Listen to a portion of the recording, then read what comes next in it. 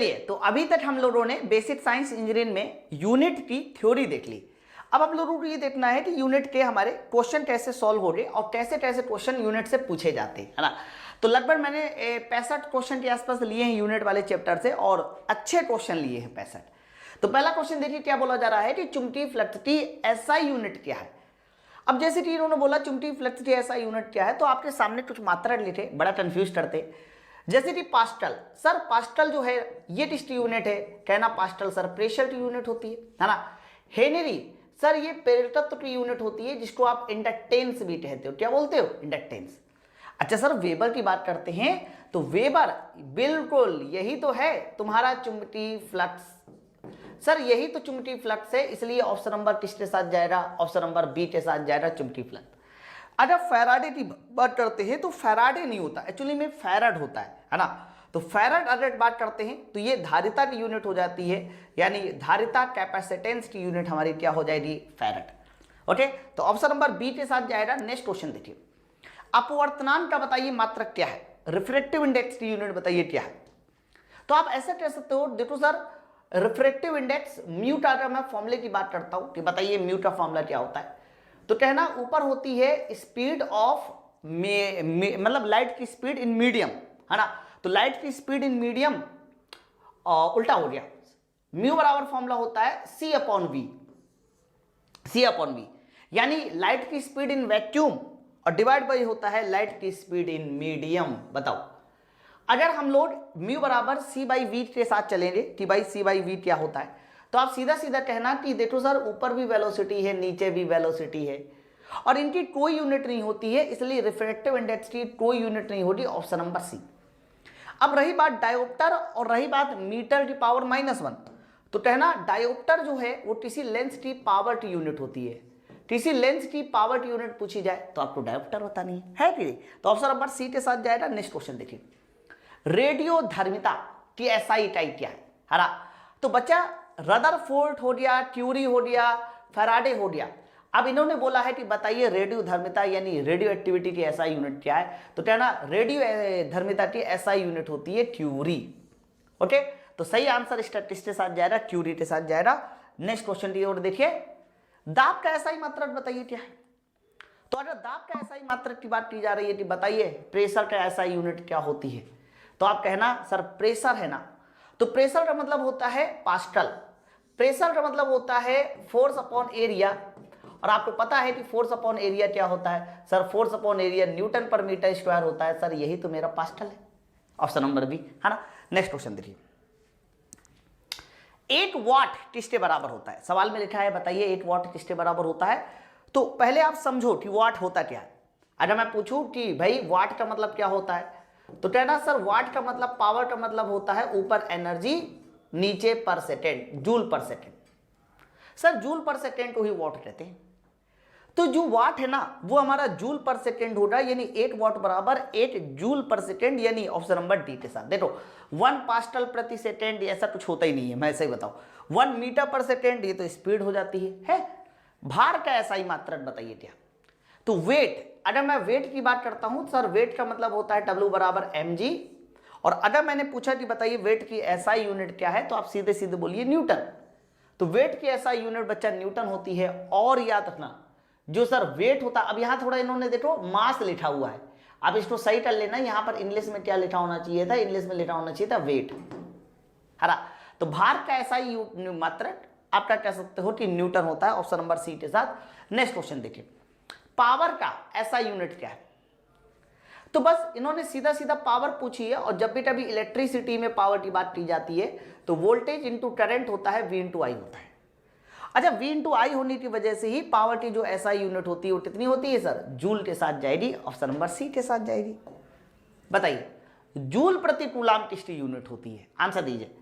तो अगर तुमसे जूल प्रति कूलाम पूछा जा रहा है कि बताइए जूल प्रति कूलाम किसकी यूनिट है, बताओ, तो कहना जूल प्रति कूलाम की अगर बात की जाएगी तो कह देना जूल प्रति कूलाम का मतलब है ऊपर W नीचे चार्ज, W बाई क्यू, और W बाई क्यू क्या होता है sir, W by Q voltage होता है, इसलिए इसका सही आंसर सी के साथ जाएगा, वोल्ट के साथ जाएगा, ऑप्शन नंबर सी के साथ।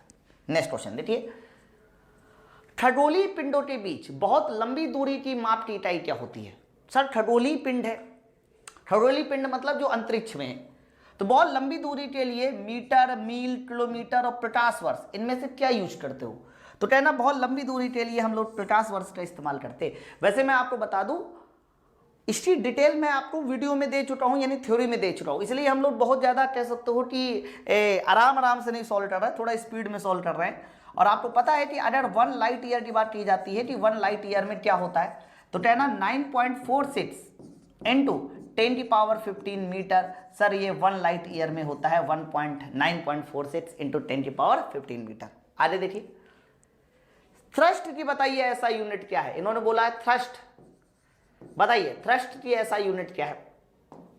तो कहना अगर थ्रस्ट की बात की जाती है बच्चा, तो थ्रस्ट एक प्रकार का फोर्स होता है, और फोर्स होता है इसीलिए इसकी ऐसा यूनिट क्या होती है?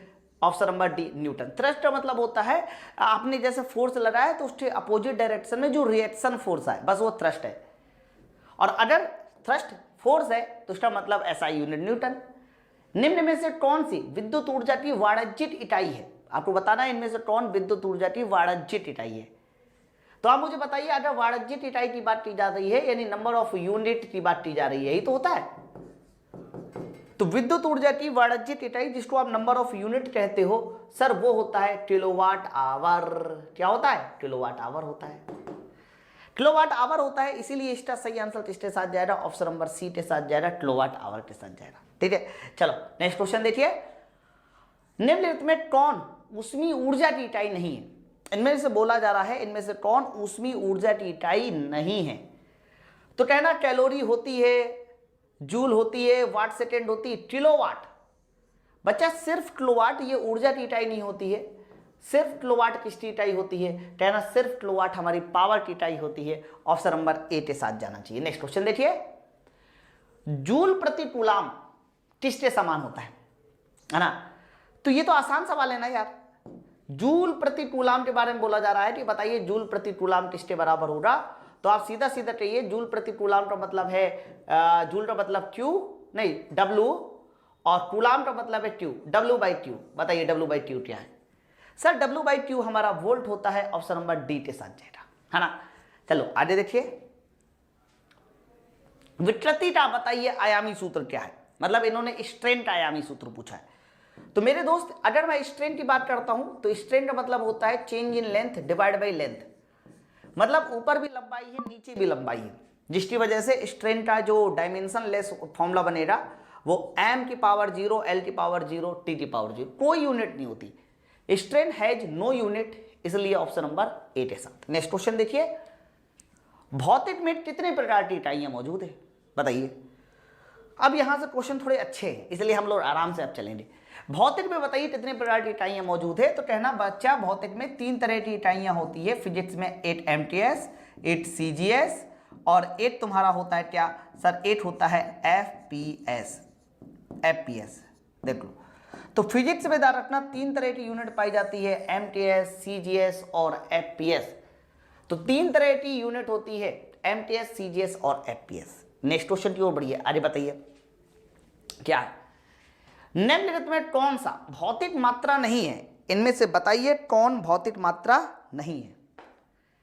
तो आप कहना, इन्होंने क्वांटिटी की बात की है, लंबाई, समय, विद्युत धारा, ये क्वांटिटी है, लेकिन किलोग्राम क्वांटिटी नहीं है।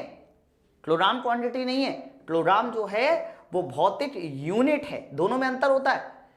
क्वांटिटी की यूनिट होती है, मतलब जैसे कि मैंने कहा कि लंबाई क्या है, तो कहना ये फिजिकल क्वांटिटी है, और इसका मात्रक मीटर होता है। तो मीटर क्या है? तो कहना मीटर एक प्रकार का यूनिट है। ठीक है, तो आप कंफ्यूजन में बिल्कुल मत रहना। नेक्स्ट क्वेश्चन देखिए, शक्ति का बताइए आयामी सूत्र क्या होता है? पावर का बताइए आयामी सूत्र क्या है? तो अगर मैं पावर की बात करता हूं कि पावर का बताइए आयामी सूत्र क्या होता? पावर की बात हो रही है यहां पर, पावर। तो कहना अगर मैं पावर की बात करता हूं तो सर पावर का मतलब होता है जूल पर सेकेंड। बताइए, और जूल का मतलब क्या था? कहना जूल का मतलब तो mL2T-2 ये, और डिवाइड बाई T। तो फाइनली बताइए कितना हो जाएगा? mL2T-3 ये हो जाएगा। ml2t-3। Sir ml2t-3 option number A में है, तो शक्ति का आयामी सूत्र ऑप्शन नंबर ए के साथ जाएगा। नेक्स्ट क्वेश्चन 3 और देखिए। टेस्ला, आपने नाम सुना होगा टेस्ला, तो टेस्ला बताइए किसकी इकाई होती है, सवाल ये है कि बताइए टेस्ला किसकी यूनिट है। तो अगर मुझे टेस्ला के बारे में पूछा जा रहा है कि बताइए टेस्ला किसकी यूनिट है, तो कहना चाहिए विद्युत क्षेत्र की है, नहीं भाई। विद्युत क्षेत्र का मतलब होता है फोर्स अपॉन चार्ज, यानी न्यूटन पर कूलाम, है ना। प्रेरकत्व, सर इसका मतलब यहाँ इंडक्टेंस लिखा होना चाहिए था, मोटिवेशन लिखा हुआ है, ऐसा नहीं। तो इंडक्टेंस यानी प्रेरकत्व की यूनिट होती है तुम्हारी हेनरी, सुनना है ना सब लोग। जबकि चुंबकीय क्षेत्र, सर इसी की यूनिट होती है टेस्ला। तो चुंबकीय क्षेत्र की एसआई यूनिट होती है टेस्ला। वैसे चुंबकीय क्षेत्र की एसआई यूनिट टेस्ला भी होती है ना। चुंबकीय क्षेत्र की एसआई यूनिट टेस्ला, और 1 टेस्ला बराबर 1 न्यूटन प्रति एम्पियर मीटर भी होता है, एम्पियर मीटर भी होता है। और याद रखना 1 टेस्ला में 1 वेबर प्रति मीटर स्क्वायर ये भी होता है। ओके, तो टेस्ला एक प्रकार की मैग्नेटिक फील्ड की यूनिट होती है, चुंबकीय क्षेत्र की यूनिट होती है, याद रखेंगे। आगे की ओर बढ़िए। अब ये वाला सवाल देखिए कितना बढ़िया। प्रेरकत्व और धारिता का गुणनफल का वर्गमूल किसका आयाम होता है। प्रेरकत्व मतलब L, धारिता मतलब C। इसका अगर मैं अंडर रूट ले लूं, याद करो मैंने ये डायरेक्ट बताया था आपको कि अंडर रूट LC किसका वर्गमूल होता है, अंडर रूट LC वर्गमूल होता है टाइम का। किसका होता है, टाइम का। तो टाइम का वर्गमूल होता है, इसीलिए इसका सही आंसर जाएगा टाइम के साथ, ऑप्शन नंबर सी के साथ, टाइम के साथ। ठीक है, चलो और आगे देखिए। यदि ध्वनि तरंग की आवृत्ति को मापने के लिए, अच्छा ध्वनि तरंग की आवृत्ति को मापने के लिए मानक इकाई बताइए क्या है। तो अगर ध्वनि तरंग की आवृत्ति को मापना है तो बताइए इसकी मानक इकाई क्या है। तो आप सीधा सीधा कहना सर आवृत्ति का मतलब होता है, सर आवृत्ति का अगर बात की जाए तो आवृत्ति क्या है, तो आवृत्ति का मतलब होता है आवर्तकाल का उल्टा। बताइए अरे आवर्तकाल का उल्टा है तो 1/सेकंड हो जाएगा, लेकिन 1/सेकंड को किस नाम से जाना जाता है, हर्ट्ज के नाम से जाना जाता है। Option number D. Next question देखिए, 1 जूल में कितना अर्घ होता है, ये सवाल है। तो कहना सर अगर 1 जूल में अर्घ पूछा जा रहा है तो जूल का मतलब क्या होता है, सर जूल का मतलब न्यूटन मीटर होता है। अर्घ का मतलब क्या होता है, सर अर्घ का मतलब होता है, अर्घ का मतलब होता है dyne centimetre, dyne centimetre. Check कीजिए, अर्घ का मतलब होता है डाइन सेंटीमीटर। और देखिए अगर 1 जूल में 1 न्यूटन मीटर में डाइन सेंटीमीटर पूछा जा रहा है तो न्यूटन को डाइन बनाइए तो 10⁵, मीटर को सेंटीमीटर बनाइए 10⁻²। तो बताइए फाइनली कितना हो जाएगा, सर फाइनली हो जाएगा 10⁻7। चेक कीजिए, तो 1 जूल में 10⁻7 अर्घ होता है, बस अंतर ये होता है जूल न्यूटन मीटर, सर ये ऊर्जा का एसआई यूनिट होता है और डाइन पर सेंटीमीटर सीजीएस यूनिट होता है। सर न्यूटन पर मीटर को ही हम लोग किस नाम से जानते हैं, हाँ सर यही तो है जूल। देखिए और डाइन सेंटीमीटर बताइए क्या है, सर ये अर्घ है, अर्घ है। चलो आगे देखिए, अगला क्वेश्चन है निम्नलिखित में कौन सा आवृत्ति का आयाम नहीं है, इनमें से कौन सा आवृत्ति का आयाम नहीं है। तो भैया आवृत्ति का मतलब क्या होता है, कहना आवृत्ति का मतलब होता है 1/सेकंड। तो तुमसे बोला जा रहा है कौन 1/सेकंड नहीं है।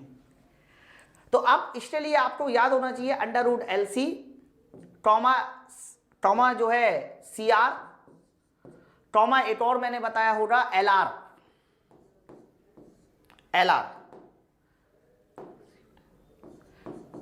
C/R नहीं सही है CR LR, ठीक है। तो बच्चा ये मैंने L/R बताया होगा, L/R अंडर रूट LC तो हो गया 1/RC L/C, ठीक है। L/R मैंने बताया होगा। तो मैंने आप लोगों को अभी थ्योरी में पढ़ाया था, याद कीजिएगा कि अंडर रूट LC CR और L/R इन तीनों का यूनिट क्या होता है, सर इन तीनों का यूनिट होता है सेकेंड, है ना। बताइए इन तीनों का यूनिट क्या होता है, सेकेंड। तो 1/अंडर रूट LC, सर ये 1/सेकंड हो जाएगा। CR 1/CR 1/सेकंड, R/L 1/सेकंड, लेकिन CL कुछ नहीं होता, C/L।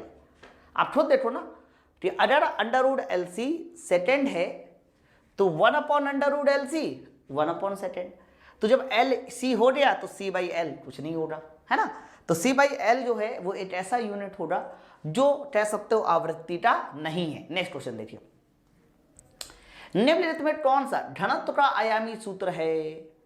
इनमें से कौन बताइए घनत्व का आयामी सूत्र? मेरे भाई डेंसिटी का मात्रक क्या होता है? किलोग्राम प्रति मीटर क्यूब, यही तो होता है डेंसिटी का मात्रक। अगर मैं पूछूं कि बताइए घनत्व का मात्रक क्या है, तो कहना घनत्व का मात्रक होता है किलोग्राम पर मीटर क्यूब। अच्छा, किलोग्राम की बात करते हैं, किलोग्राम क्या है सर? एम, नीचे मीटर क्यूब मतलब L3, m बटे L3। तो m बटे L3 क्या है? तो कहना m बटे L3 जो है ml की पावर -3 है, t की पावर 0 घनत्व का। अगला क्वेश्चन देखिए, CGS और MTS प्रणाली में दोनों में से कौन सी भौतिक मात्रा एक ही होती है? बहुत सही क्वेश्चन। बोला जा रहा है कि अगर मैं CGS और MTS प्रणाली की तुलना करूं तो आप मुझे बताइए इन दोनों में से कौन सी भौतिक मात्रा एक ही होती है? कौन सी भौतिक मात्रा एक ही होती है ना। तो अगर मैं एक ही की बात करता हूं तो बताइए इनमें से कौन एक ही है? तो कहना centimetre gram second, metre kilogram second. तो सेकेंड और सेकेंड देखिए ये हमारा 8 है, तो क्या चीज समान हो गया? कहना हमारा टाइम समान हो गया। ऑप्शन नंबर सी के साथ जाना चाहिए, टाइम समान है ना। आगे देखिए, ये वाला सवाल देखिए, एक भौतिक राशि Q प्रेक्षणी XYZ पर निर्भर करती है। इन्होंने कहा है कि Q का जो मान है वो x³ y² और डिवाइड बाई z ये है। तो बोला जा रहा है XYZ के मापन में प्रतिशत त्रुटि 8%, 2% और 4% है, यानी XYZ के मापन में प्रतिशत त्रुटि पूछी कह दिया, और Q की प्रतिशत त्रुटि पूछी जा रही है। तो याद करो मैंने आपको इसको फॉर्मूला बनाने का तरीका बताया था। सबसे पहला काम मैंने कहा था x³ into y² into z की पावर -1, ऐसा कर लो पहले, यानी जो बटे में हो उसको आप पावर में ले जाइए, ले गए।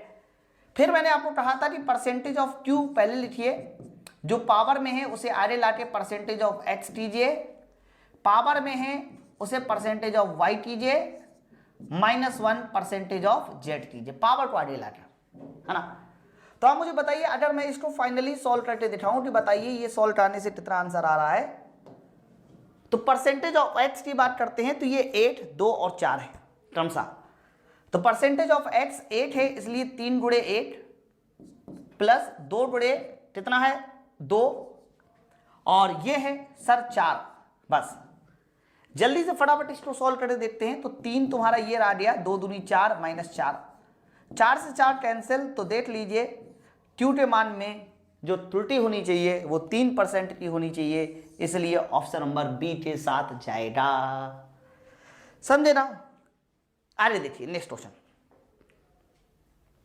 हेनरी किसका मात्रक होता है ना। तो चुंबकीय तीव्रता, बच्चा चुंबकीय तीव्रता कह दिया जाए या चुंबकीय क्षेत्र कह दिया जाए, सर इसका मात्रक टेस्ला होता है। आवृत्ति, सर इसका मात्रक तो हर्ट्ज होता है। धारिता का मात्रक होता है फैराड, और प्रेरकत्व का मात्रक क्या होता है? सर इसी का मात्रक होता है हेनरी। ध्यान रखना, प्रेरकत्व का मात्रक क्या होता है? हेनरी होता है। ऑप्शन नंबर बी के साथ। नेक्स्ट क्वेश्चन देखिए, एक पॉइज होता है, मतलब मुझे बोला जा रहा है कि बताइए इनमें से पॉइज क्या है।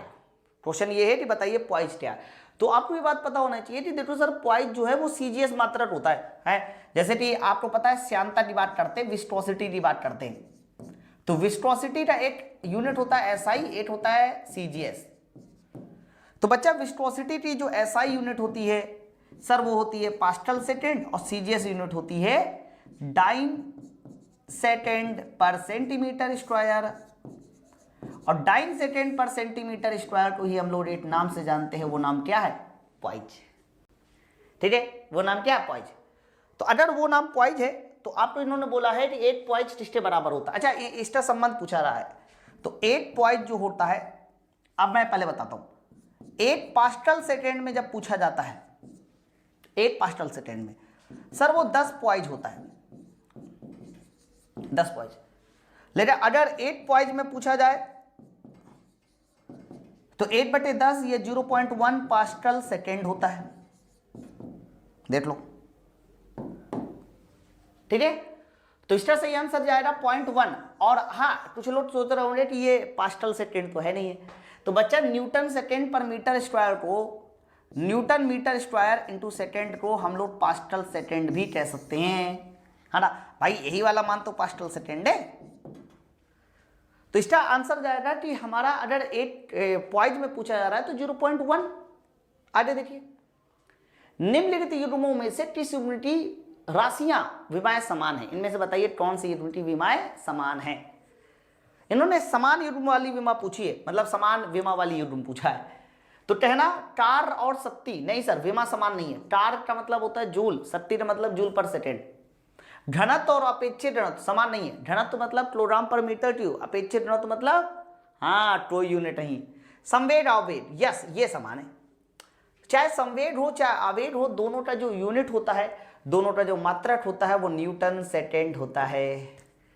अच्छा, प्रतिबल विकृति की बात करते हैं तो इन दोनों की यूनिट समान नहीं होती। क्यों? क्योंकि प्रतिबल का मतलब होता है न्यूटन पर मीटर स्क्वायर, विकृति का मतलब होता है delta L divide by L, ये होता है, कोई यूनिट नहीं होती। मतलब 29वां नंबर देखिए, ए तथा बी भौतिक राशियां भिन्न भिन्न विमाएं रखती हैं, अतः कौन सी प्रक्रिया उपरोक्त राशियों के लिए उपयुक्त है, इनमें से बताइए कौन सी प्रक्रिया। तो आप ये कहना कि अगर मैं ए और बी भिन्न भिन्न राशियां हैं तो इसका मतलब ये है कि ए और बी को कभी जोड़ा नहीं जा सकता, कभी घटाया नहीं जा सकता, कभी नहीं घटाया जा सकता। लेकिन हाँ, इनका मल्टीप्लाई जरूर किया जा सकता है, क्योंकि भिन्न भिन्न राशियों का आपस में मल्टीप्लाई, देखो चाल बराबर दूरी, दूरी बराबर चाल जुड़े समय, तो चाल और समय का देखो हम लोग मल्टीप्लाई कर रहे हैं क्योंकि ये दोनों भिन्न भिन्न राशियां हैं। तो आप कहना ये तो सही हो सकता है सर। अच्छा, लास्ट वाला सही नहीं हो सकता क्योंकि ई की पावर ए बटे बी है। अगर ए और बी की भिन्न भिन्न डायमेंशन होगी तो ऊपर कुछ ना कुछ डायमेंशन आ जाएगी जो कि गलत हो जाएगा। मैंने कई बार बताया है कि ई की पावर अगर ए बटे बी है तो ए और बी की कोई डायमेंशन, ए बटे बी की कोई डायमेंशन नहीं होनी चाहिए, और ए बटे बी की अगर कोई डायमेंशन नहीं है, नो यूनिट है, तो इसका मतलब ए की डायमेंशन बी की डायमेंशन बराबर होनी चाहिए। तो बराबर तो इन्होंने बोला ही नहीं था, इन्होंने कहा था अलग अलग है, इसलिए कह सकते हो कौन सा फॉर्मूला बनाया जा सकता है, ऑप्शन नंबर सी के साथ जाएगा। नेक्स्ट क्वेश्चन की ओर देखिए, पार्सेक, इन्होंने बोला है कि बताइए पार्सेक क्या होता है।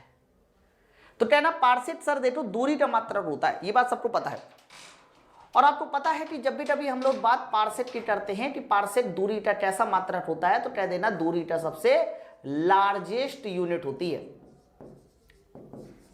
लार्जेस्ट यूनिट होती है पार्सेक दूरी की, ठीक है। अच्छा, अगर लार्जेस्ट यूनिट है तो तुम्हें मान भी पता होना चाहिए, बिल्कुल पता होना चाहिए। तो अगर मैं आपसे पूछूं कि एक पार्सेक में कितना होता है तो कहना 3.08 इंटू 10 की पावर 16 मीटर, ये हमारा पार्सेक में होता है। और याद रखना, अगर मैं आपसे ये पूछता हूं कि एक पार्सेक में कितना 50 वर्ष होता है, कितना लाइट ईयर होता है, तो भी आप बताइए 3.26, है ना। तो पार्सेक सर दूरी का मात्रक है, और दूरी का भाई सबसे बड़ा मात्रक होता है, ये भी आपको कॉपी में नोट डाउन करके रखना है। आगे देखिए, सार्वत्रिक गुरुत्वाकर्षण नियतांक कैपिटल जी का विमीय सूत्र बताइए। कैपिटल जी का इन्होंने बोला है कि बताइए सर कैपिटल जी का विमीय सूत्र, डायमेंशनल फॉर्मूला क्या होना चाहिए, है ना। अब ये ऐसा सवाल है जिसमें आप लोगों को फॉर्मूला पहले पता होना चाहिए, नहीं फॉर्मूला पता तो डायरेक्ट मात्रक पता होना चाहिए, है ना। जैसे मैं कैपिटल जी का मात्रक पूछूं क्या होता है, तो कैपिटल जी का मात्रक होता है न्यूटन मीटर स्क्वायर प्रति किलोग्राम स्क्वायर। कैपिटल जी का मात्रक होता है न्यूटन मीटर स्क्वायर प्रति किलोग्राम स्क्वायर, बिल्कुल। तो अगर मैं इसको कैलकुलेट करूं तो कहना न्यूटन का मतलब होता है mL/t-2, देख लो mL/t-2, मीटर स्क्वायर का मतलब होता है L2, और किलोग्राम स्क्वायर का मतलब होता है M2, ये देखो। तो आप मुझे बताइए जरा कैपिटल जी का मतलब क्या होगा। तो कैपिटल जी का मतलब मुझे साफ साफ नजर आ रहा है, ये ऊपर जाएगा 8m से 8m कैंसिल, तो m की पावर -1, l की पावर 3 और t की पावर -2, ये हमारा हो गया। m की पावर -1, l की पावर 3, t की पावर -2, ये देखिए ये तुम्हारा ऑप्शन नंबर सी के साथ होगा। चेक कीजिए, ठीक है। चलो और आगे देखिए, यदि VC धारिता के संधारित्र की प्लेटों के बीच विभवांतर है, अच्छा सी और V2 इन्होंने किसी प्लेट में विभवांतर और धारिता दे दी, तो CV स्क्वायर की विमा बताइए। तो ये भी आसान है, कठिन नहीं है। आपको बस एक बात पता होना चाहिए कि किसी संधारित्र में जो ऊर्जा होती है उसका फॉर्मूला हाफ CV स्क्वायर होता है। सर अगर ऊर्जा का फॉर्मूला हाफ CV स्क्वायर है तो C इंटू वी स्क्वायर की विमा किसके बराबर होगी, कहना C इंटू वी स्क्वायर की विमा हो जाएगी ऊर्जा के बराबर, यानी ml2T-2। सीधा सीधा सवाल है यार। तो इसका सही आंसर किसके साथ जाएगा, ऑप्शन नंबर डी के साथ जाएगा, ml2T-2 के साथ जाएगा। नेक्स्ट क्वेश्चन की ओर देखिए, बताइए इसका आंसर। बोला जा रहा है कि 1/μ0 एप्सिलॉन नॉट की विमा किसके बराबर होनी चाहिए, मुझे बताइए। 1/√μ0 एप्सिलॉन नॉट की विमा बताइए किसके बराबर होना चाहिए। तो आपका प्रश्न एकदम सीधा सीधा है, 1/μ0 एप्सिलॉन नॉट की विमा बताइए किसके बराबर होनी चाहिए।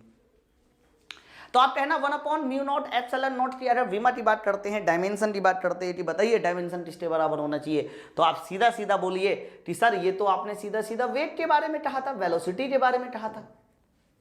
तो आंसर किसके साथ जाएगा, sir answer option number C के साथ जाएगा, डायमेंशन ऑफ वेलोसिटी। हालांकि हम इसको तोड़ मड़ोड़ के किसी और में भी निकाल सकते थे, फिलहाल ये आपका आंसर है।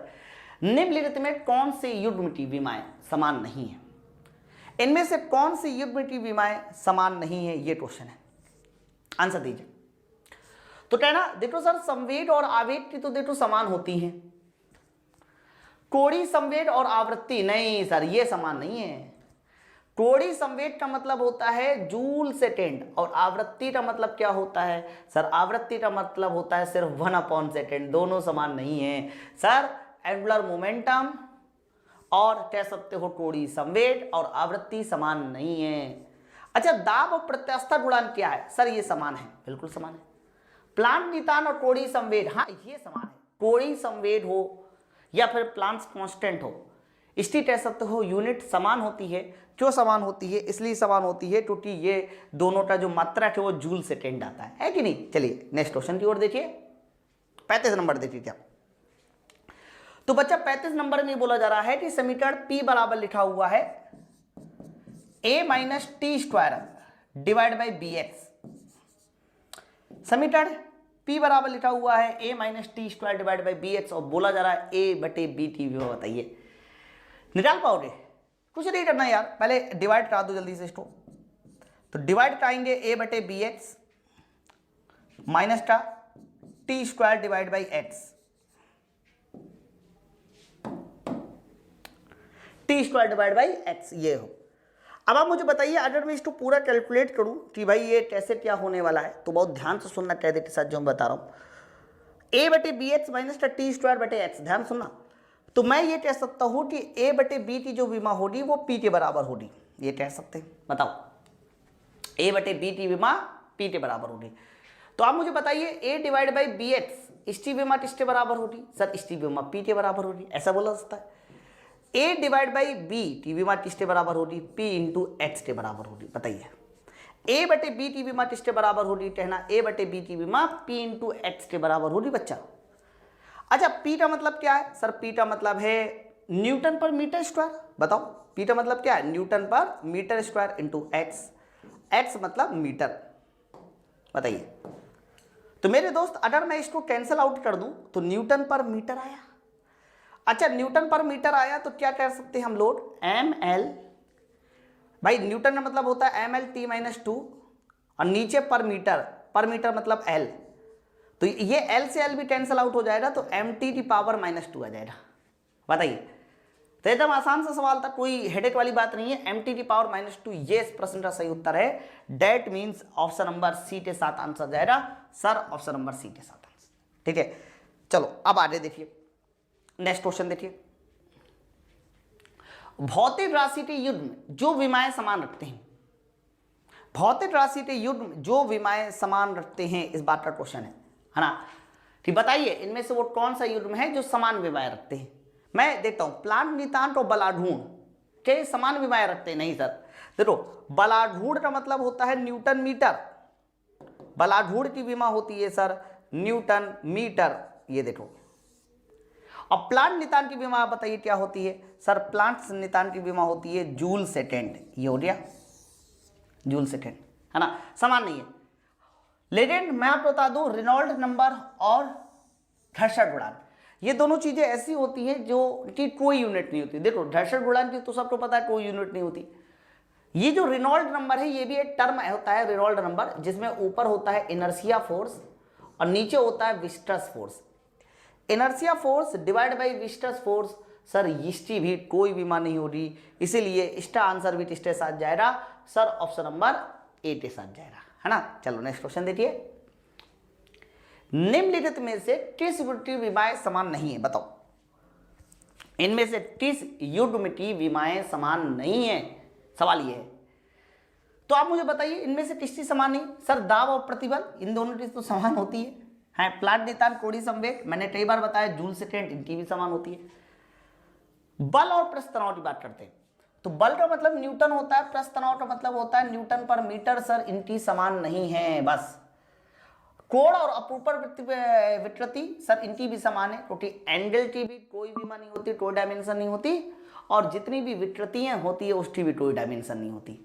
तो किस विमाएं समान नहीं है, कहना ऑप्शन नंबर ए, इसकी समान नहीं है ना। चलिए क्वेश्चन नंबर 38 देखिए, एक सीधी रेखा पर इन्होंने एक समीकरण दे रखा है, एक सीधी रेखा पर चलने वाले कण की स्थिति के लिए एक समीकरण दे रखा है, x बराबर a डिवाइड बाई बी,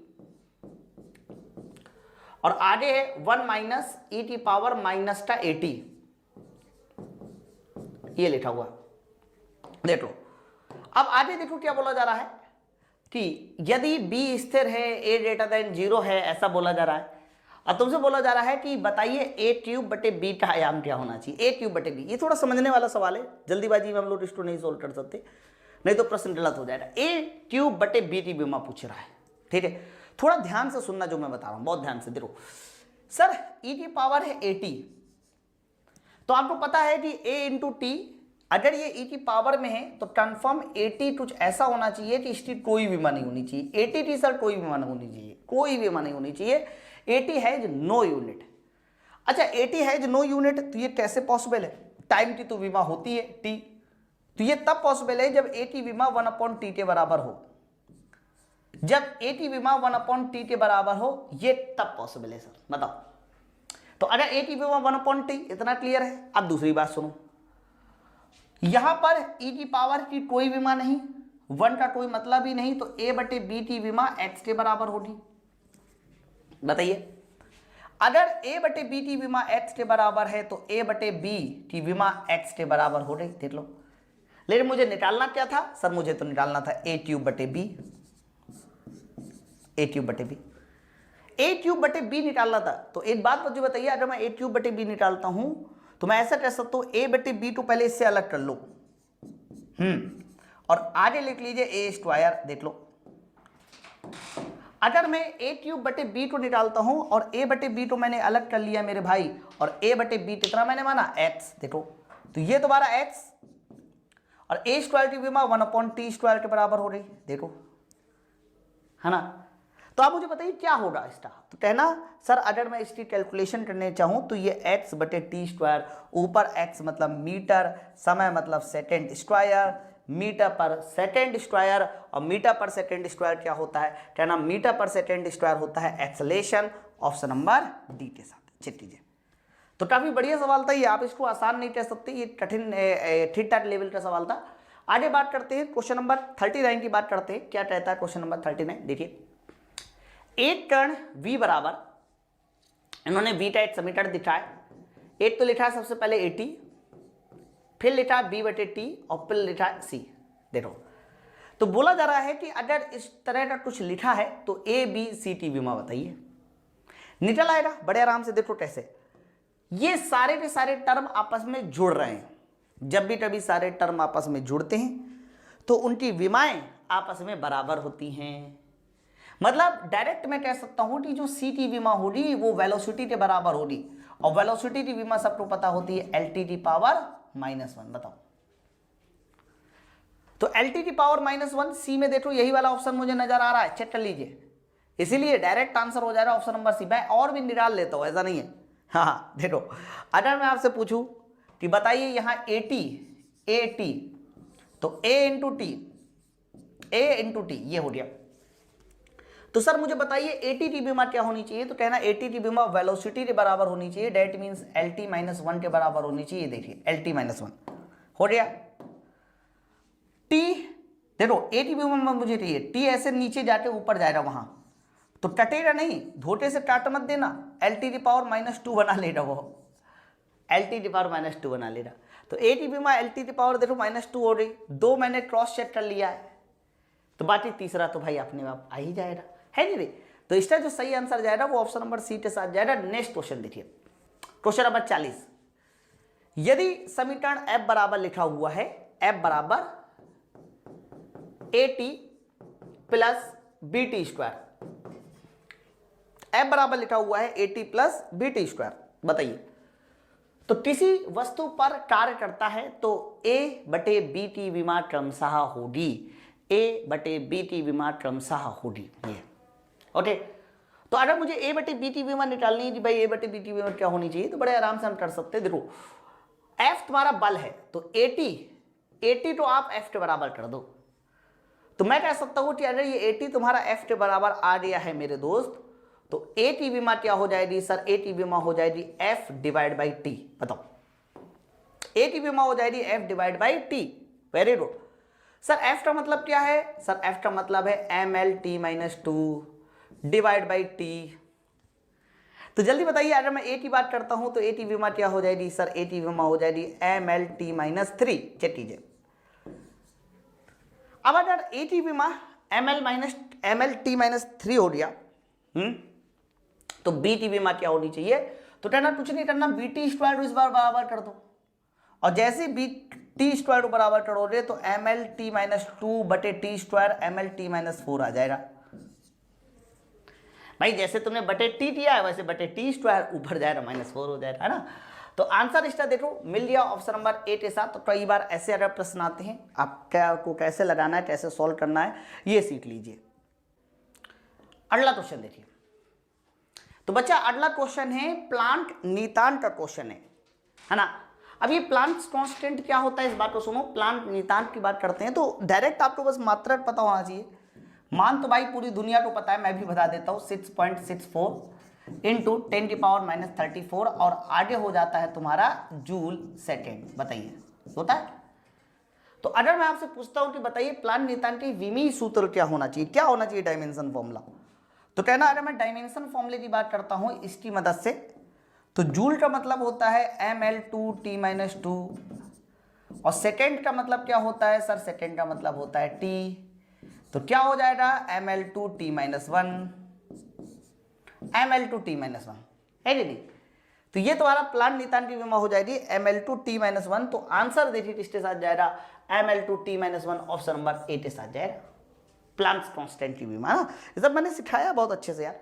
आगे देखिए कैंडला, बताइए इनमें से किसका मात्रक होता है, ज्योति फ्लक्स, ज्योति तीव्रता, ज्योति धाव या फिर ज्योति प्रभाव, कितने सारे ज्योति हो रहे। तो कैंडला ये तुम्हारा ज्योति तीव्रता का मात्रक होता है, ल्यूमिनस इंटेंसिटी का मात्रक होता है कैंडला, है ना, ज्योति तीव्रता का।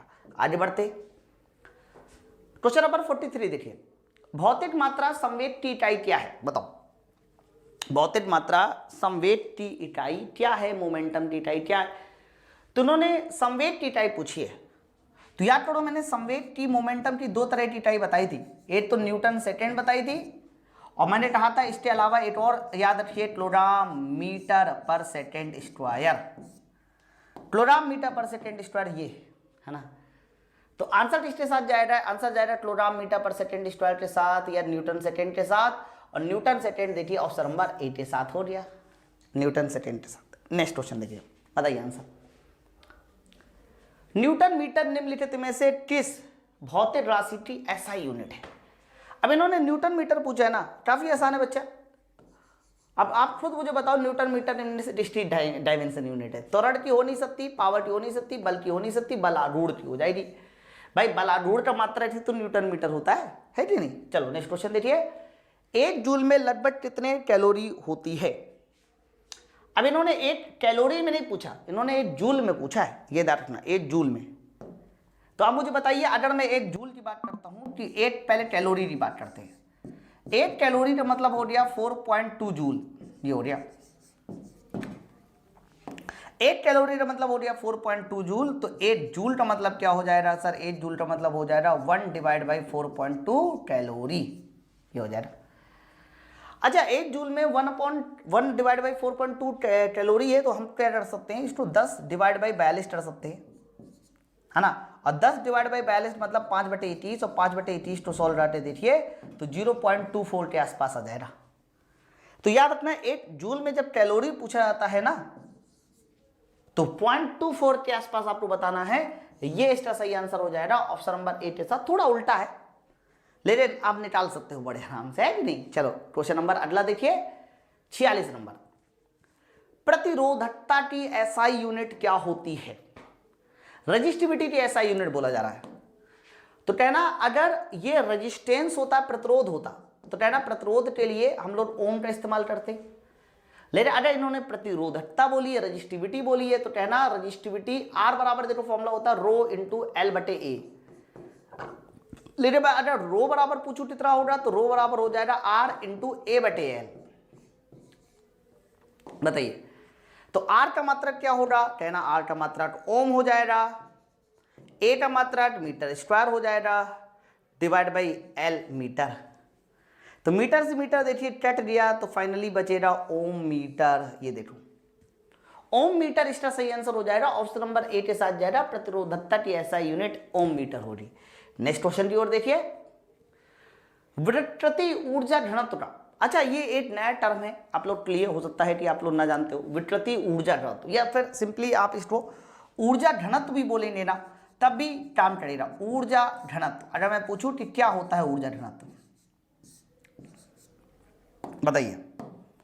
अगर मैं आपसे पूछूं क्या होता है ऊर्जा घनत्व, कहना अगर मुझे एनर्जी डेंसिटी के बारे में बात करनी है, तो इसका सीधा सा मतलब ये होता है कि ऊर्जा ऊपर होता है और आयतन नीचे। इकाई आयतन की जो ऊर्जा होती है सर, इकाई आयतन की ऊर्जा तो ऊर्जा घनत्व कहते हैं, इकाई आयतन की ऊर्जा ऊर्जा घनत्व कहलाती है, इकाई आयतन। तो ऊर्जा का मतलब ml2T-2 ऊपर देख लो, और आयतन का मतलब L3 नीचे। तो अगर मैं इसको पूरा सॉल्व करके देखूं तो क्या हो जाएगा, ml⁻⁻1 T⁻², ml⁻1 T⁻², ये इसका सही आंसर होगा ml⁻1 T⁻²। चेक कीजिए, ये ऊपर जा रहा है ना, देखो। चलो आर आगे देखिए, निम्नलिखित राशियों में से द्रव्यमान का आयाम शून्य होगा। द्रव्यमान का आयाम बोला जा रहा है कि इनमें से किसमें शून्य होगा? जैसे कि मैंने कई बार बताया है कि ऊष्मा हो या हीट हो, इनकी डायमेंशन होती है ml2T-2। तो इसमें m की पावर तो 0 आया ही नहीं, है ना। प्रस्थ तनाव की विमा मैंने बताई थी mt⁻², इसमें भी m की पावर 0 नहीं आया, समझो बात को। और श्यांतर गुणांक की अगर मैं निकालूं न्यूटन सेकेंड प्रति मीटर स्क्वायर से, तो मेरे भाई इसमें भी किसी भी कीमत में m की पावर 0 नहीं आएगा। क्यों? क्योंकि न्यूटन का मतलब होगा ml⁻2, सेकेंड t, नीचे L2, m तो बना रहेगा। तो विशिष्ट ऊष्मा का फॉर्मूले में क्या होता है, विशिष्ट ऊष्मा के फॉर्मूले में delta Q divide by m into delta T होता है, ये होता है। यही रीजन है कि इसमें देखिए ये m नीचे डिवाइड होने की वजह से, m नीचे डिवाइड होने की वजह से कह सकते हो इसमें m की पावर 0 आ जाएगा, इसमें m की पावर 0 आ जाएगा। आगे बात करते हैं क्वेश्चन नंबर 49, देखिए क्या है। माप की किसी भी प्रणाली में मौलिक मात्राओं का एक समूह बनाने वाली मात्राओं का समूह है। अच्छा मौलिक मात्राओं का एक समूह बोला जा रहा है। तो लंबाई, द्रव्यमान, समय, लंबाई, द्रव्यमान, वेट। अब देखो वेट तो फंडामेंटल क्वांटिटी नहीं बनाता, बताइए क्या बनाता है? नहीं बनाता ना। तो सही आंसर ए के साथ जाएगा, लंबाई, द्रव्यमान और समय, यही तीन मिलकर फंडामेंटल क्वांटिटी बनाते हैं, मूल मात्रक बनाते हैं, ऑप्शन नंबर ए के साथ। नेक्स्ट क्वेश्चन देखिए 50 नंबर, 8 फर्मी बताइए किसके बराबर होता है। प्रश्न लिखा हुआ है कि बताइए 1 फर्मी किसके इक्वल होता है।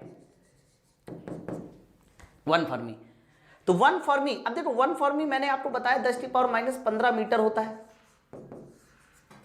1 फर्मी 10⁻⁻15 मीटर होता है, लेकिन उन्होंने मीटर में ऑप्शन ही नहीं दिया। 10⁻12 मीटर है, 9 मीटर है, तो सब गलत हो जाएगा ना। अच्छा क्या हम लोग इसको क्या कर सकते हैं, आपको पता है, जैसे कि लास्ट वाले ऑप्शन को थोड़ा गौर से देखिए। 10⁻9 है और आपको पता है कि 8 माइक्रोन में 10⁻⁻6 मीटर होता है। 8 माइक्रोन में 10⁻⁻6 मीटर होता है, जिसकी वजह से 10⁻⁻15 मीटर बन जाएगा। यही रीजन है कि इसका आंसर नंबर डी के साथ जाना चाहिए। ओके, क्लियर है ना? तो ऑप्शन नंबर डी के साथ जाएगा। नेक्स्ट क्वेश्चन की ओर देखिए, 51 नंबर देखिए, पीटो और डीटा के बीच का अनुपात बताइए। पीटो और डीटा के बीच का बताइए क्या अनुपात है।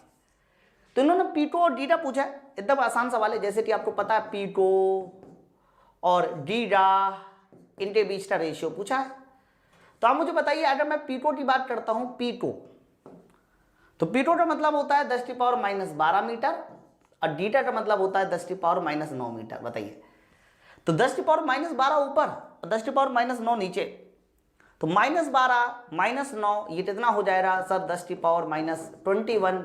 और आगे यूनिट नहीं आएगा क्योंकि मीटर कैंसल आउट हो चुका होगा।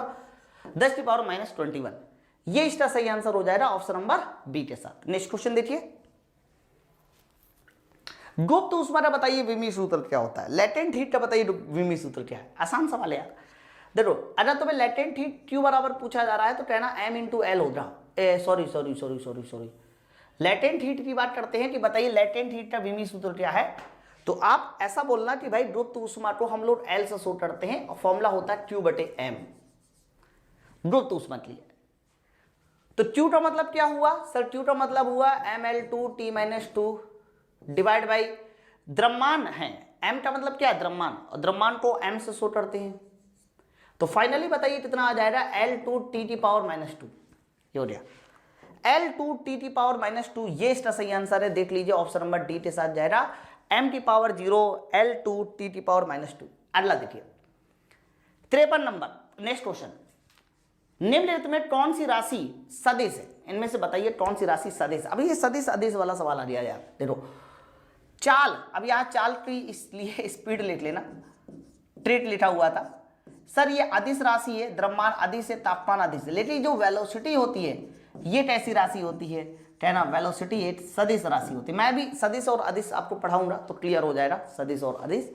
आगे बढ़ते हैं, 54 नंबर देखिए, क्या लंबाई का ऐसा ही मात्रक मीटर है। बिल्कुल एकदम सही बात है। माना कि हम एक नया लंबाई का मात्रक लेते हैं, हमने कोई नया मात्रक लंबाई का ले लिया जो x मीटर के बराबर है। मान लीजिए मैंने थोड़ी देर लिए, मैंने कोई भी मात्रा ले लिया, मैंने मान लीजिए योडी ले लिया या फिर मीना ले लिया, कुछ भी ले लिया।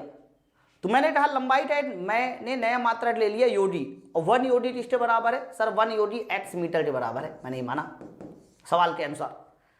तो बोला जा रहा है कि 8 मीटर स्क्वायर का क्षेत्रफल नए मात्रक में क्या होगा? सर मुझे 1 मीटर स्क्वायर चाहिए, तो एक काम करिए ना, अब मुझे यहां से 1 मीटर निकाल दे दिखाओ। पहले 1 मीटर, तो 1 मीटर मैं निकाल दे दिखाऊं तो 1 मीटर निकल के आ जाएगा मेरे भाई 8/x योडी आ जाएगा। लेकिन मुझे तो 1 मीटर स्क्वायर चाहिए, तो दोनों का स्क्वायर करा दो। तो 1 मीटर स्क्वायर बताइए किसके बराबर हो जाएगा सर? 1 मीटर स्क्वायर हो जाएगा 1/x² और यूडी स्क्वायर के बराबर हो जाएगा। कितना आसान है। तो इसका सही आंसर किसके साथ जाएगा? 1/x² के साथ, कि जो आपने नया मात्रक बनाया उस नए मात्रक में 1 मीटर स्क्वायर का मान 1/x² आया। नेक्स्ट क्वेश्चन देखिए 55 नंबर, क्या बोला जा रहा है? x बराबर लिखा हुआ है a + bt + ct² + dt³। ये लिखा हुआ है। x बराबर लिखा हुआ है a + bt + ct² और प्लस dt³। देखो, तुमसे बोला क्या जा रहा है? a और dt बीमा बताइए। आसान सवाल है। देखो, a t बीमा और dt बीमा, हाँ, तो मेरे भाई a t बीमा तो डायरेक्ट देखो x के बराबर हो जाएगी। तो a t बीमा तो किसके बराबर आ रही सर? a t बीमा l के बराबर आ रही। चेक कीजिए। और अगर मैंने dt³ की बीमा पूछी थी, बताइए dt³ यानी dt बीमा क्या होनी चाहिए? तो dt³ की बीमा भी x के बराबर बता दो, तो dt बीमा हो जाएगी x/t³ और x का मतलब l, t³ नीचे था ऊपर जाएगा माइनस कर देगा L⁻³ यानी इसका सही आंसर बी वाले उत्तर के साथ जाएगा। देख लो, a t बीमा l है लेकिन dt बीमा L⁻³ हालांकि हम लोग bt और इनकी भी बीमा निकाल सकते थे, ऐसा कुछ भी नहीं है, बड़े आराम से निकलाती। नेक्स्ट क्वेश्चन देखिए 56 नंबर। हम लोग धीरे धीरे देखो सारे के सारे क्वेश्चन देखिए, पढ़ाने का तरीका यही है हम लोग का। बेसिक साइंस और इंजीनियरिंग की जब भी हम लोग बात करेंगे तो हम लोग कह रहे थे कि हर चैप्टर को इतना डिटेल में पढ़ने वाले हैं ना, सिंगल क्वेश्चन नहीं छूटेगा और ढेर सारे क्वेश्चन की प्रैक्टिस करेंगे। ठीक है, यदि ई बराबर ऊर्जा है, जी बराबर वृत्तीय है, गुरुत्वाकर्षण नियतांक है, तो ई बटे जी टी विमा बताइए। तो तुमसे इस बार पूछ रहा है कि ई डिवाइड बाई जी टी विमा बता दो, बताओ। तो कहना ई का मतलब क्या होता है सर? ई का मतलब होता है ऊर्जा, मतलब न्यूटन मीटर। ठीक है सर, जी का मतलब क्या होता है? जी टी विमा होती है न्यूटन मीटर स्क्वायर प्रति किलोग्राम स्क्वायर, प्रति किलोग्राम स्क्वायर ऊपर पहुंच जाएगा। ठीक है, बताइए। तो न्यूटन मीटर से न्यूटन मीटर कैंसिल हो जाएगा, किलोग्राम स्क्वायर बटे metre, kilogram square divide by metre, देख लो। अच्छा, किलोग्राम स्क्वायर की बात करते हैं कि किलोग्राम स्क्वायर क्या है। तो कहना किलोग्राम स्क्वायर हो जाएगा m2 divide by metre l, ये हो जाएगा। लेकिन ये ऊपर जाएगा जिसकी वजह से आंसर बन जाएगा option number B, m2 l की पावर -1। नेक्स्ट क्वेश्चन देखिए, आगे बढ़िए, बताइए।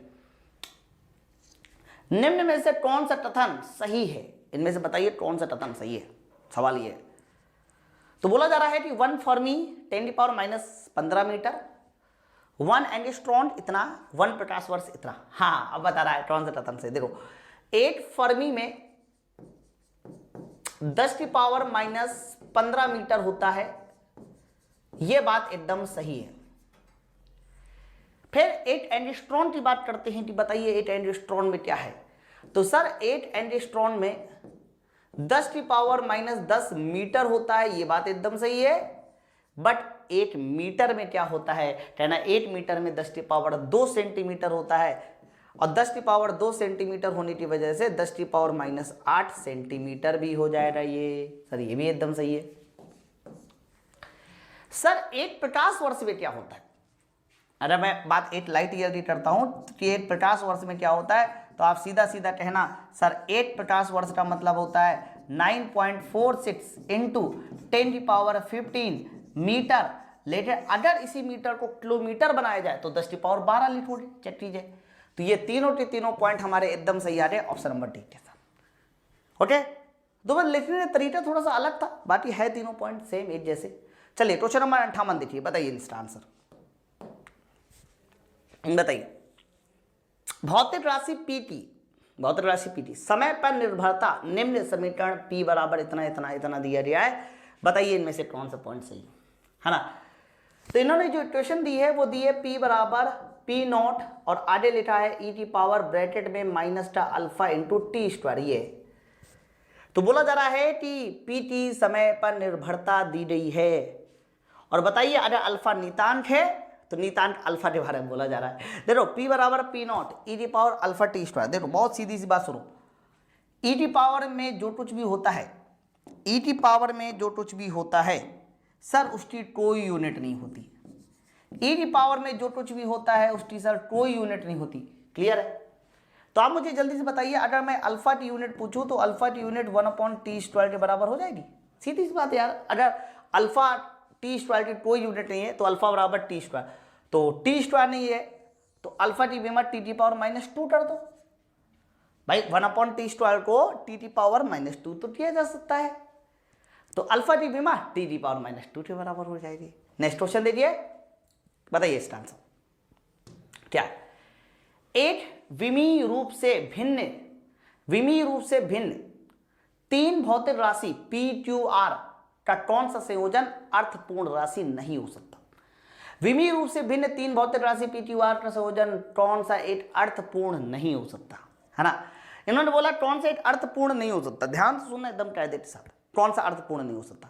कहना अगर तीनों भिन्न भिन्न राशियां हैं तो उनका जो जोड़ना है, उनका जो घटाना है, कभी भी वो अर्थपूर्ण नहीं हो सकता। बताओ, कभी भी नहीं हो सकता।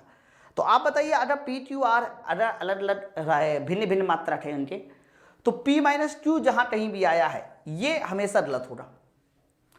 जबकि P × Q आ सकता है, जैसे कि देखो P × Q आया है, देख लो आया ना, P × R आ सकता है। लेकिन अगर दो अलग अलग मात्रा हैं तो उनका जोड़ना घटाना कभी भी अर्थपूर्ण नहीं हो सकता। हाँ, नेक्स्ट क्वेश्चन देखिए। समीकरण P बराबर देखो क्या लिखा हुआ है, समीकरण P बराबर लिखा हुआ है घनत्व डिवाइड बाई अल्फा, ये लिखा हुआ समीकरण P बराबर लिखा हुआ है घनत्व डिवाइड बाई अल्फा, ये है। तो बोला जा रहा है कि जहां P दाब है अल्फा ये है फलाना डेटाना। अच्छा इन्होंने क्या बोला है, अल्फा की विमा बताइए, निकल आएगा कैसे? पहले आप मुझे बताइए दाब का मात्रक क्या होता है, कहना न्यूटन पर मीटर स्क्वायर। घनत्व का मात्रक क्या होता है, किलोग्राम पर मीटर क्यूब। और मुझे किसकी विमा चाहिए, सर मुझे अल्फा की चाहिए। ठीक है, अब अल्फा की विमा चाहिए तो हम लोग क्या करते हैं कि कुछ कट्टम पिट्टी कर देते हैं, जैसे कि मीटर स्क्वायर से 8 मीटर स्क्वायर कैंसिल। अल्फा बराबर आ जाएगा न्यूटन मीटर प्रति किलोग्राम। याद दिया, बताइए न्यूटन मीटर की विमा तो डायरेक्ट पता होती भाई सबको। सर न्यूटन मीटर की विमा होती है जूल के बराबर, जिसको ml2T-2, नीचे किलोग्राम मतलब m, देख लो। तो m से m कैंसिल हो जाएगा, m से m कैंसिल हो जाएगा, तो बताओ L2T⁻², ये आ जाएगा L2T⁻², ये आ जाएगा L2। अब देखो यहाँ इन्होंने मिस्टेक की है, L⁻², T2 ये गलत ले, अरे तो आप इसको सही कर लेना, ये सही कर लेना, यहाँ होना चाहिए था L2T⁻²। तो थोड़ा सा ये टाइप इन मिस्टेक है, आप इसको सही कर लीजिए ना। चलो नेक्स्ट क्वेश्चन देखिए 61 नंबर। यदि लंबाई वेट और बल के मात्रक को आधा कर दिया जाए, यदि लंबाई वेट और बल के मात्रक को क्या कर दिया जाए बच्चा, आधा कर दिया जाए, तो शक्ति का मात्रक क्या होगा? तो लंबाई को भी आधा करना है, वेलोसिटी के मात्रक को भी आधा करना है, और बल के मात्रक को भी आधा करना है। देख लो, तो बोला जा रहा है कि बताइए शक्ति का मात्रक क्या होगा। तो कैसे निकालेंगे इसको? तो कहना शक्ति का मात्रक तो F इंटू वी होना चाहिए, F इंटू वी, या फिर सीधा सीधा शक्ति का मात्रक अगर मैं देखूं लंबाई वेट और बल के मात्रकों को आधा कर दिया जाए, तो बताइए शक्ति का मात्रक क्या हो जाना चाहिए? इन सब के मात्रक को आधा कर रहा है, तो सर शक्ति का मतलब होता है जूल, जूल का मतलब होता है न्यूटन मीटर, और न्यूटन मीटर पर सेकेंड। बच्चा इसका जो सही आंसर जाएगा ना, देखो देखो, या फिर आप पावर का फॉर्मूला सोचिए, फोर्स इंटू वेलोसिटी, ये होता है ना। तुमने फोर्स को भी आधा किया है, वेलोसिटी को भी आधा किया है, तो आंसर 8/4 के साथ जाएगा। यहां लंबाई का कोई मत, तो 4 गुना गलत है लिखा हुआ है ना, 4 टाइम्स, जैसे कि ये इन्होंने इंग्लिश में सही लिखा हुआ है, क्वाड्रपल का मतलब क्या होता है, 1/4 होता है ना, तो ये आपका सही है, लेकिन इसको हिंदी में 4 गुना लिखा है, गलत लिखा है, तो आप इसको 1/4 कर लेना, है ना, ये थोड़ा सा मिस्टेक है इसमें। आगे देखिए नेक्स्ट क्वेश्चन क्या है। एक विशेष प्रणाली में लंबाई, द्रव्यमान और समय इकाइयों को 10 सेंटीमीटर, 10 ग्राम और 0.1 सेकेंड चुना दिया। बल की इकाई के बारे में बताइए क्या होनी चाहिए, बल की यूनिट बताइए क्या होनी। तो मेरे भाई बताओ, अगर मैं बल की बात करता हूं तो किलोग्राम सेंटीमीटर पर सेकेंड, यानी ग्राम सेंटीमीटर पर सेकेंड स्क्वायर, यही तो होता है। ठीक है, तो ग्राम कितना है सर, ग्राम है 10 ग्राम, सेंटीमीटर 10, और सेकेंड कितना है 0.1। अच्छा 0.1 का मतलब हो गया 10⁻², सेकेंड स्क्वायर, थोड़ी स्क्वायर भी तो करना पड़ेगा ना। तो फाइनली बताइए कितना हो जाएगा सर, ये फाइनली हो जाएगा सर, ये फाइनली हो जाएगा यहां से, हाँ -2, बस इतना। तो ये फाइनली हो जाएगा 10⁴ ऊपर, ये ऊपर जाएगा, और आगे मात्रक क्या हो जाएगा, आगे मात्रक हो जाएगा ग्राम सेंटीमीटर पर सेकेंड स्क्वायर। बताओ, अब ध्यान से सुनना जो मैं बता रहा हूं। सर आपको एक बात पता है कि 1 न्यूटन में कितना डाइन होता है? तो कहना अगर मैं 1 न्यूटन की बात करता हूं कि बताइए 1 न्यूटन में कितना डाइन होता है, तो सर 10⁵ डाइन होता है। 1 न्यूटन में 10⁵ डाइन, और ये क्या है, ग्राम सेंटीमीटर पर सेकेंड स्क्वायर क्या होता है? कहना ये तो सर डाइन होता है, ये तो डाइन होता है। अगर 10⁻, ये डाइन है और वो भी 10⁻4 आ गया, तो 10⁻4 बना दो इसको, तो 10 से डिवाइड कराना पड़ेगा, तो 8/10 न्यूटन, और यहां पर आ जाएगा 10⁻4 डाइन। देखो आ गया, तो 10⁻4 डाइन किसके बराबर हो गया, 8/10 न्यूटन के बराबर हो गया, यानी आंसर 0.1 न्यूटन है ना। तो कुछ नहीं था ये सवाल, जो कुछ दिया गया था हमने उसको डायरेक्ट पुट किया, फिर वो डाइन में आया, और जब डाइन में आया तो हमने उसको कैलकुलेट कर लिया है कि नहीं। चलिए अगला क्वेश्चन देखिए। यदि किसी भौतिक राशि की विमाएं m की पावर 0, b की l की पावर नहीं, m की पावर 0 नहीं, m की पावर a, मैं अलग से लिखता हूं थोड़ा सा। यदि किसी भौतिक राशि की विमाएं m की पावर a, l की पावर b और t की पावर c है, तो भौतिक राशि होगी, तो भौतिक राशि कैसी होगी। अब देखो इन्होंने बल, दाब, त्वरण सब दिया गया है ना। तो मैं आपको एक काम करता हूं, इन सब की विमाएं निकाल के रख देता हूं। जैसे कि बल की विमा क्या होती है सर, बल की विमा होती है ml(t-2), वो आप चेक करते रहना। दबाव की विमा क्या होती है ml-1 t-2। वेग की विमा क्या होती है m की पावर 0 l(t-1). त्वरण की विमा क्या होती है m की पावर 0 l(t की पावर -2), ये होती है। आंसर दीजिए। तो a की पावर 0, यहां a की पावर 0 नहीं है, गलत। a की पावर 0, यहां m की पावर 0 नहीं है, गलत। सुनना है ना। a की पावर 1, यहां m की पावर 0, गलत। m की पावर 0, यहां a की पावर 0, देख लो 1 t। हाँ, ये आंसर सही है, ऑप्शन नंबर डी के साथ जाएगा, एकदम सटीक सवाल। नेक्स्ट क्वेश्चन देखिए, 64 नंबर देखिए क्या है।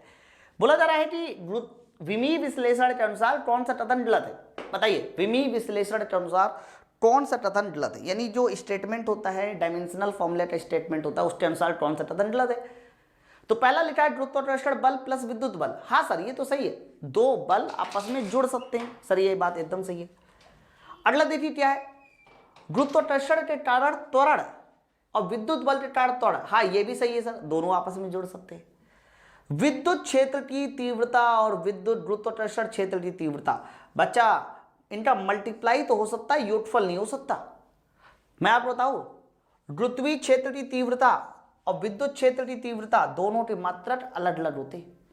गुरुत्वीय क्षेत्र की तीव्रता का मात्रक होता है मीटर पर सेकेंड स्क्वायर, और जबकि इसका मात्रक होता है न्यूटन पर कूलाम।